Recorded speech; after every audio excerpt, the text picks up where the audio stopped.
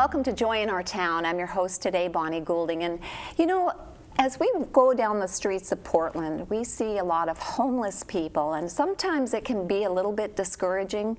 But you know, there's some really great organizations out there that are helping this problem with homelessness. And today we're going to be talking with Mike Giering, and he is the city director or city team leader? City director. City director. It's called City Team, and you're the city director of Correct. City Team here in Portland. Mike, thank you so much for coming in today. Thank you. So we're going to be talking about homelessness, but people wonder, why is the title Joy in Our Town and homelessness? How can you connect the two? Well, we know that joy in our town is because people like you are bringing joy to this situation. Tell us a little bit about yourself and how you got involved with City Team. Sure.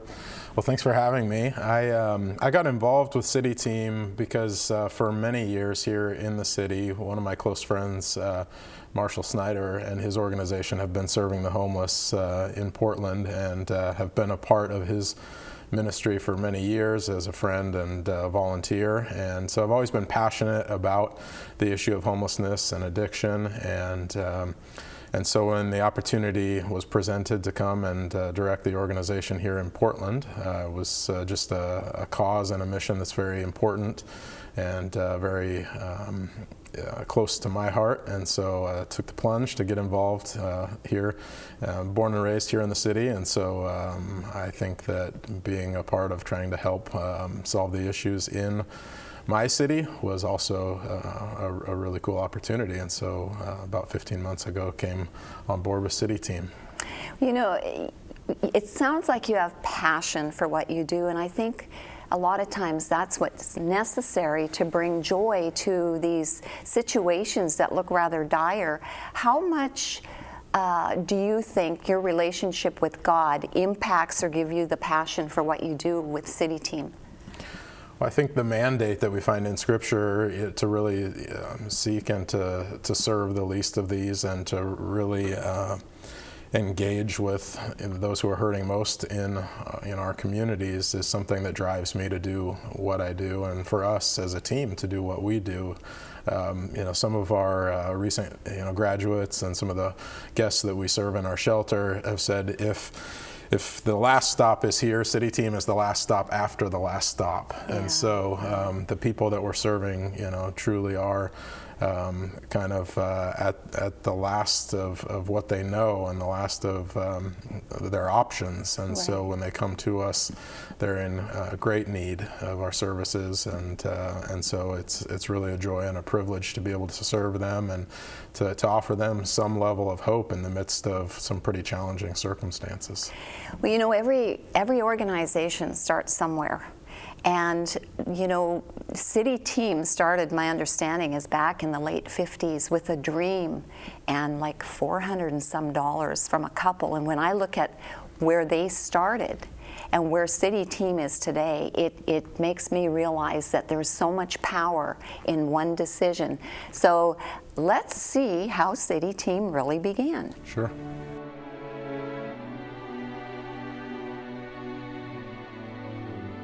(1957) wasn't exactly a great year to start a nonprofit organization, but the needs of struggling people across America was growing daily. Those suffering from hunger, homelessness, abandonment, drugs and alcohol, and many other poverty situations. And the highest risk individuals were children and the elderly. That's when a young couple by the name of Lester and Pauline Myers made one decision in their lives: to help the poor and homeless of San Jose, California. With only $465 in their pocket, they founded the San Jose Rescue Mission, which is known today as City Team Ministries. Within the first 3 years, they served over 77,000 meals. This trailblazer couple wasn't rich, but they were armed with something much more important than money. It was faith and compassion to help people transform their lives out of poverty. As the years went by, their vision was to see the ministry grow beyond its humble beginnings. In 1978, upon Lester's retirement, he appointed a young youth director by the name of Patrick Robertson to lead the organization. Today, City Team has grown from its early development in the city of San Jose to reaching out across the United States. In Philadelphia, San Francisco, Oakland,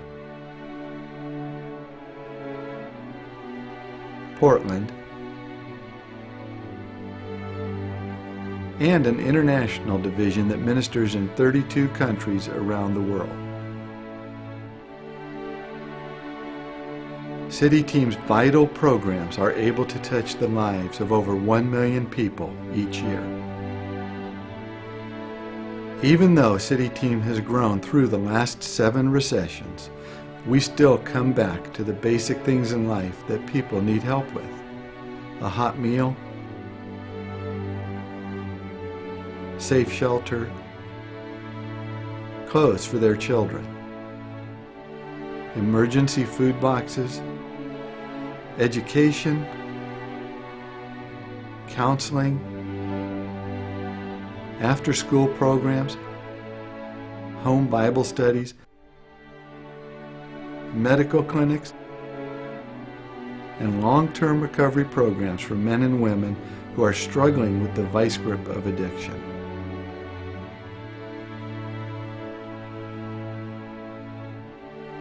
City Team has been a place where people can find real hope and healing to transform their lives, their families, and their communities.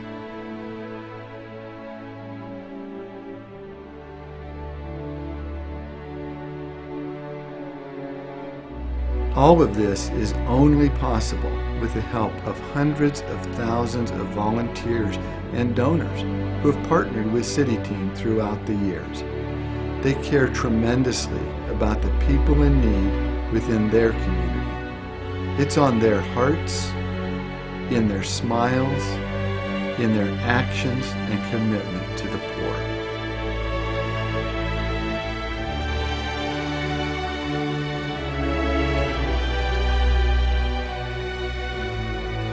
Even in today's struggling economy, we are seeing more people in need of help. Our donors and volunteers are so passionately involved in serving with us. They know how important the simple things are in life, like a meal, a warm bed, a pair of shoes, and hope for tomorrow.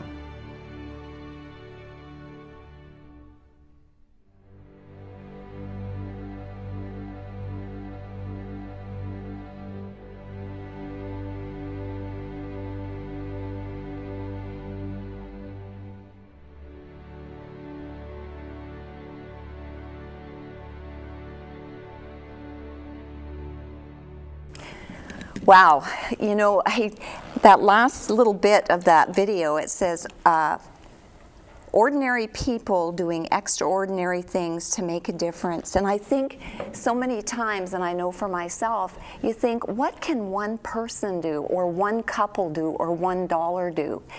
How would you respond to that? What is the power of one in making a difference with homelessness in the city? Well, I think that one of the joys that we have, because we do have so many faithful volunteers who come and work with us and serve with us, is we get to see that power of one on a daily basis. You know, it's the one conversation that we have with the homeless guest. It's the one class or conversation that we have with one of our clients in recovery. And sometimes you can see how that one moment and that one conversation can really shift the entire focus or the entire course of a life. And so it is a powerful part of our story as an organization, but the cool thing for me as a ministry leader is that we get to see the one life that's changed and the one life that's impacted, and we get to string together a lot of those ones, and together that's kind of what makes our work so fulfilling for us. Right. And you know, you think about Scripture where Jesus went out of his way for that one woman at the well, a Samaritan woman, and 2,000 years later we're still talking about the power of that one moment. Yeah. Let's delve a little deeper into the issue of homelessness. With all the different people that you see who come through City Team for services, what is the dynamics? Who is coming in? Is it men? Is it women? Is it young people? So we primarily serve men in our facility. Unfortunately, we don't have the space and the capacity to do full programming for both men and women. So, for example, our homeless shelter shelters 58 men every night in our building. And so for us, we're primarily, when it comes to our homeless guests, serving men. The demographic has changed even in the last year because of so much of the unaffordable housing here in our city, and because of all the housing insecurity, the demographic has changed. The folks that we're serving kind of used to be a certain strata of society, if you will, maybe your stereotypical homeless person, and now we see a lot more people who used to be kind of part of that lower working class, who are now finding themselves with leases that are expiring, rents that are being raised, to the point where a lot of folks who are working construction jobs and working day labor jobs are staying in our shelter every night because it's the only housing and the only place that they can really afford to be. So that demographic has changed quite a bit. And you, it seems to me that you were saying a lot of that was economically driven.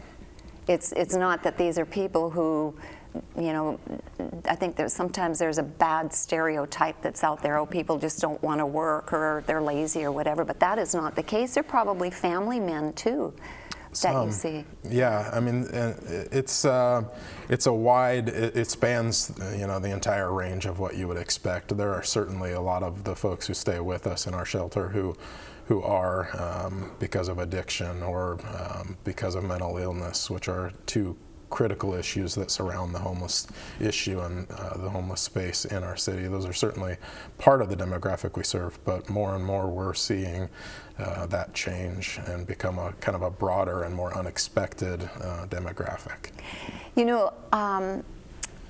Although the economy, or you mentioned mental illness or addiction, can be something that drives homelessness and drives poverty, would it be fair to say that there's deeper issues? And one of the words that I noticed on your website was the word hope.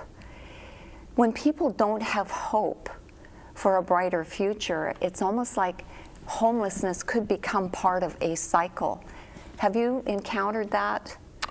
Well, so often when you are looking at folks who are struggling with addiction or struggling with mental health and figuring out how to coordinate enough services, for medications or counseling or other services, what you find is that when one of those pieces breaks down, maybe for you and I, or for many people, one piece kind of missing from the puzzle doesn't have kind of a spiral out of control sort of effect on our lives. And we're blessed by that. Right. But for a lot of the folks that we serve, when one of those pieces, breaks down in their world, it begins this downward spiral where maybe their drug use might be manageable, or their alcoholism, might be manageable. But now all of a sudden, I lose a job, or something else changes, and then it begins to spiral. And so when that happens, it's easy to lose hope. And so we do find that some of those factors and some of those issues can impact kind of a downward spiral that ultimately lands them at a homeless shelter or in a recovery program. Do you think there's a misconception or a, quote, stereotype about homeless people that is unfair, that people impose on homeless people? I think what I've learned is that it's easy to have an opinion about the issue of homelessness. It's easy to have an opinion about the issues of addiction or mental illness if you've never engaged the issues personally. Everything I thought I knew about the issues before coming on board with City Team pretty much wasn't true and wasn't accurate. And so we have the privilege day in and day out of humanizing the issue. So it's not just an issue, it's not just homelessness, it's not just addiction. These are people, they have names, they have stories, they're our friends. And so we often say that, you know, your issues and your stereotypes for us are humans. You know, those people have names and stories, and we call them friends. And so I think that my encouragement to people would simply be, instead of thinking that you know a lot about the issues and talking you know, intelligibly about them, come and engage them. Right. Come and sit with some of our clients in recovery and learn about addiction. Yeah. Right. Come and serve a meal with us and sit at a table with homeless folks and ask them their stories, and you'll find they're not all that different from you or from me. Yeah, and speaking of stories, Sean has a story. You talked about addiction, and Sean's going to share his story with us about his time at City Team. My name's Sean, and I'm an addict from Portland, Oregon. When I was about 14 is when I first decided to start drinking. I kind of did it just to fit in. It was just kind of the thing, you know. When I was about 16, I think, is when I first started smoking weed. When I was about 18, 19, and I got introduced to meth. And that's been my DOC, my drug of choice, for roughly 20 years. And then I started selling it and got real heavy in it. I ended up going to prison, and then got out, immediately got out, started selling again. 5 years later, went back to prison again for selling drugs, high-speed chase, almost died. I just kept doing it. Because of my rebellious and, my rebellious behavior and determined to go against the grain of things, I lost my family. What can I say, you know? It's life, man. That lifestyle just takes everything. I ended up at City Team because when I got out of prison, I ended up having to come here and stay on the mats here down at City Team Homeless Shelter. Somebody from my past happened to be in the program. I give him a hug, you know, and he says, "Man, I'm doing good. I'm in the program, man. I got 7 months, you know, now." And he's like, "Man, I can get you in." And so I was like, "Why not?" You know, I wanted to get clean a long time ago. I never knew how, you know, to have the strength, the initiative, the determination, the drive to do it, you know. Finally, I took the chance, and it was like, and I felt welcomed, you know, because I had somebody that I knew walk me through it, help walk with me, you know. And it was so it made it a little easier, and I did it, you know. I've been doing it. Recovery here, man, is just so powerful. Even walking through the doors of this City Team is like, there's a vibe. You feel welcomed. It's something about it. The homeless are coming in to get a meal, or just a change of clothes, or a shower, or just somebody just to help them, you know, for a second, feel human. But you feel it. You feel loved for a second, you know. And I think that's what helped keep me here too, you know. I felt hopeful, you know what I mean. I've learned a lot of discernment, you know, a lot of patience. I've learned that you can do it if you stick with it, you know. Ever since me and my family reunited here, they got to see firsthand, you know. Even they play a big role at City Team. I see all my family at least a couple times a week. Me and my stepmom we're like friends. I mean, like we're really good friends now. Since I've been here, I ended up getting a job, and the job found me. That was the crazy part too. Since I graduated, I got brought on as an intern, as a case manager. I can't even say how grateful I am, how honored I am to be a part of what City Team has. You know, I thank all the donors, I thank all the volunteers. This place runs on volunteers, this place runs on donations. It's just love, that's all it is. This place is ran on love. And I love City Team because they stuck with me. They never gave up on me. If I didn't have anybody else, I had them, no matter what. I feel at home at City Team, you know, I love them. That's I don't know how else to put that. I mean, talk about hope. You talk about the one and giving the hope. And, you know, if I'm hearing right in all of this, Mike, relationship with one another and getting to know the people and setting aside our own prejudices or our own misconception and sharing a meal or a conversation with somebody is pivotal to helping them. How important is relationship as a key to restoration? It's, I would say it's, if not the most critical, it's certainly at the top. I don't remember where I read it, but recently I read an article that said, where the author had said, the opposite of addiction is community.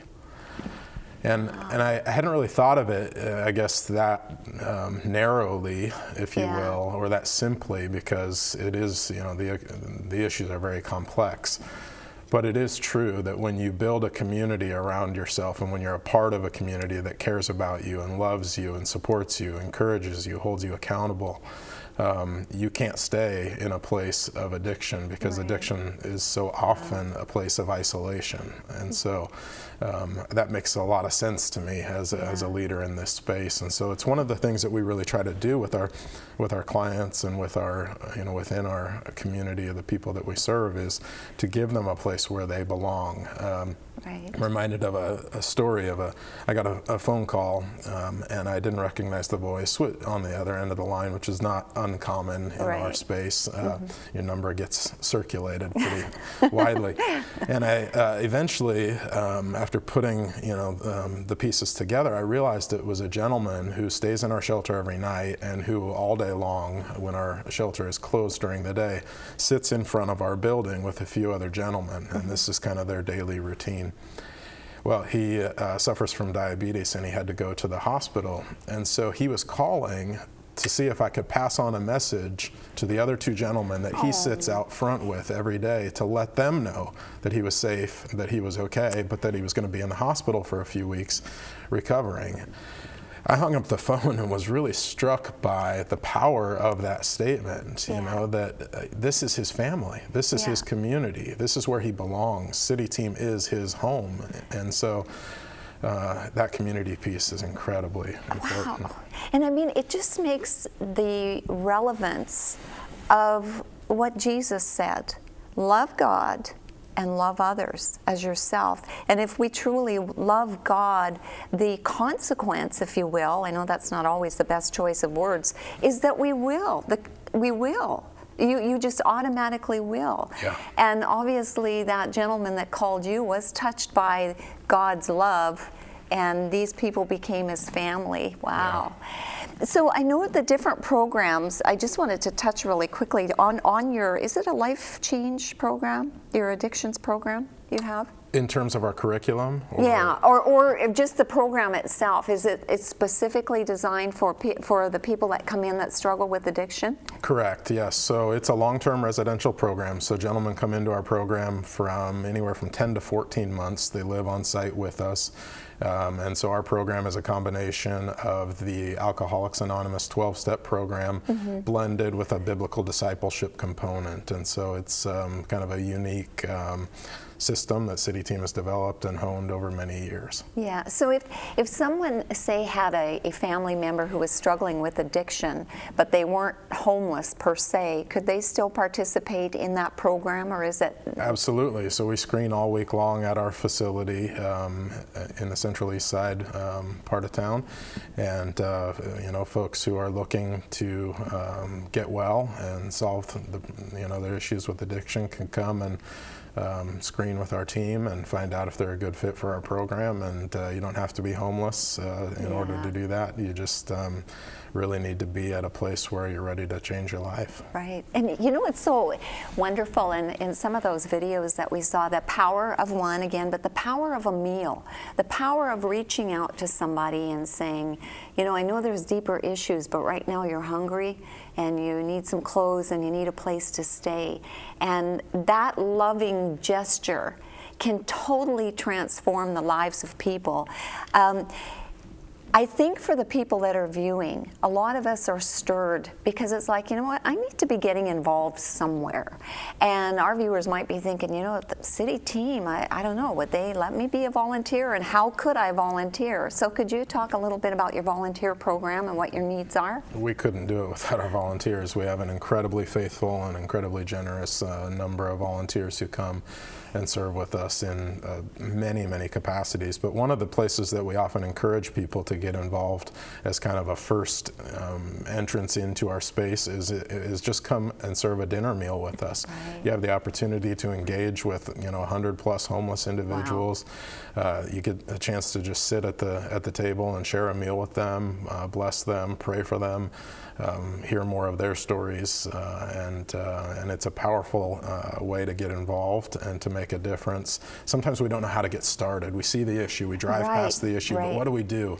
Yeah. That's an easy first entrance into serving the homeless in our community, and so we welcome people to come and get involved with us. So that sounds really relational, and I'm sure some of these people, because I've had the privilege of serving with the homeless too, getting to know them, some of their stories are phenomenal. Yeah. And it's like, how did you get from there to here? Yeah. And just being able to engage in prayer and that. Now I know there's other needs. We're wrapping up right now, but we can go on the website. Are there other needs, donations, food donations, clothing? What do you need? We're incredibly blessed in the areas of food and clothing, but I'll be honest, one of the things our number one asked for item, both in our shelter and folks who just kind of pop in throughout the day, is socks. It sounds so elementary and so basic, but in the cold winter months, you're walking around homeless with wet, cold feet. In the summer months, you're hot and sweaty, walking around. We need socks all year round. Just a clean pair of tube socks, goes a long way, and it's a huge blessing for the folks that we serve. You know what? We're going to say right here and now, people can take socks to City Team, but you know what? If you have some socks, drop them off at Channel 24, and we will make sure that Mike from City Team gets the socks. So that's an invitation for you to get involved. Thank you so much, Absolutely. Mike. Thanks for having me. Oh, you're welcome, and thank you for bringing joy to our town. Yeah. And thank you for watching us on Joy in Our Town. We will see you again next time. God bless.